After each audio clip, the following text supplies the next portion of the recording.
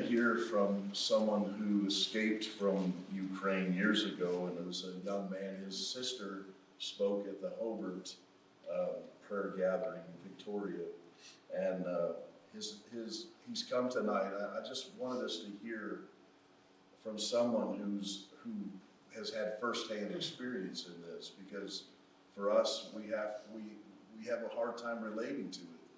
But when you hear and know that people have walked through this, and they're right among us. So it's a pleasure tonight to introduce to you Dima Sergienko.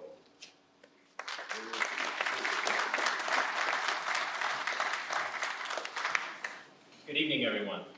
My name is Dima Sergienko. I'm a first-generation Ukrainian immigrant, a local Hoosier, and I've been living here for a long time. Proud to consider myself a resident of Indiana. I want to thank Pastor Mike and everybody here who has helped to organize this event. Thank you. 31 years. This is how long Ukraine has been an independent country for. Ukraine finally achieved its independence in 1991 after decades of Soviet rule, and we are still fighting for our independence to this day. But our country's history didn't start 31 years ago, or 100 years ago, as is claimed by the Russian government. Our history dates back over 1,000 years, to the 9th century, when the city of Kiev was first founded along the banks of the Dnipro River. Kiev, a city that I was born in, would go on to become the cradle of the Eastern Slavic civilization, a civilization that was bitterly fought over for centuries, and still is to this day. Throughout its history, the people of modern-day Ukraine have seen a lot of wars, a lot of conquests, all with devastating results for the people who live there. From the destruction of our culture and our identity to a complete ban on the Ukrainian language, the Ukrainian people have been oppressed. From the First World War and the Communist Revolution to the forced famine that took the lives of over 4 million Ukrainians during the early 1930s, Ukraine has seen a lot of devastation. The years after the fall of the Soviet Union were quite hard on Ukraine. From spiraling hyperinflation to political instability, Ukraine had a rocky start, to say the least. After 31 years of independence, Ukraine is a young nation, a nation that was full of life, full of opportunities that are now put on hold until a later date. Like many immigrants, my family and I came to the United States in search of those better opportunities. We thought we were coming here temporarily while my father studied at the University of Nebraska. But today, my family stands before you as American citizens, proud of where we came from, but proud to be citizens of this great country. I'm proud of the generous support the American people have shown Ukraine.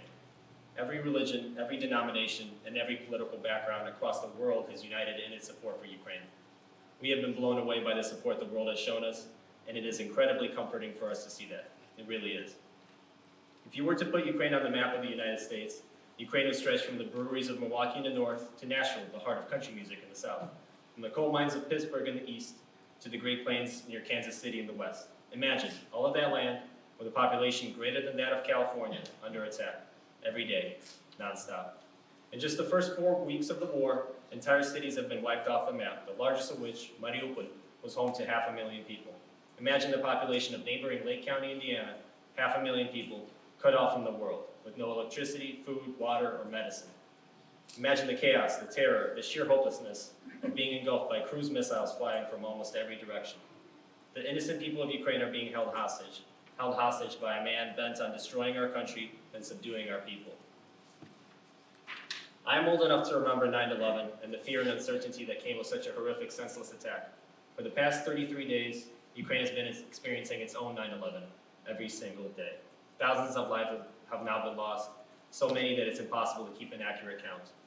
The Russian army has shown zero respect for human lives or the refugees, who are mostly women and children and their pets. Close to 4 million people have fled the country, with many going to neighboring countries like Poland, Romania, and Slovakia, to name a few. Over 10 million Ukrainians are now internally displaced within their own country. That's 1 out of every 4 Ukrainians. Imagine if the entire population of the state of Illinois, 13 million people, was displaced virtually overnight.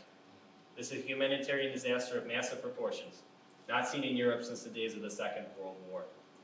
In a recent poll of Ukrainian citizens, over 90% of the people who fled said they would return as soon as the war is over. The Ukrainian people are resilient, and the Ukrainian people are fighters. And may we never take our freedom for granted, whether you were born in the United States of America or born in a faraway distant land. Today, we are all reminded of the fight for freedom by the brave people of Ukraine. Putin expected to take Kiev within the first 48 hours. They even sent in paratroopers with full-dress uniforms in anticipation of a victory speech. But Ukraine is no parade for the Russian invaders, and we will not stand by and watch our land being taken away from us, our culture being erased from existence. We've seen Ukrainians coming out onto the streets to stop Russian tanks with their bare hands. Retired grandmothers picking up guns and making cocktails to defend their homes. Thousands of ordinary citizens blocking a road that led to the largest nuclear power plant in Europe. That nuclear power plant itself was under attack by Russian artillery just a few weeks ago, causing a large fire to break out. This isn't the mark of a responsible nation state in the 21st century. This is international terrorism, and we are all held hostage today. But while we may be thousands of miles away, this war can and may still escalate into something far greater, as history has shown us war is capable of doing. It's not the responsibility of any one man to write the history books of tomorrow, but it is the responsibility upon all of us, no matter what you look like or who you are or what you believe in, all the freedom-loving people of the world, everyone who stands for life, liberty, and common respect amongst one another. While it is in our human nature to feel helpless against such a terrible war, we must not be helpless, because there is so much that you can do from the comfort of your own home, from the comfort of your communities. Your prayers, your donations, your public support is and will go a long way to help the people of Ukraine and help the people remain free. Free from tyranny, free from the forces of evil. Please continue to support the Ukrainian people fighting for their lives and the millions of families that are left in harm's way. Thank you. Slava Ukraini, and God bless you all.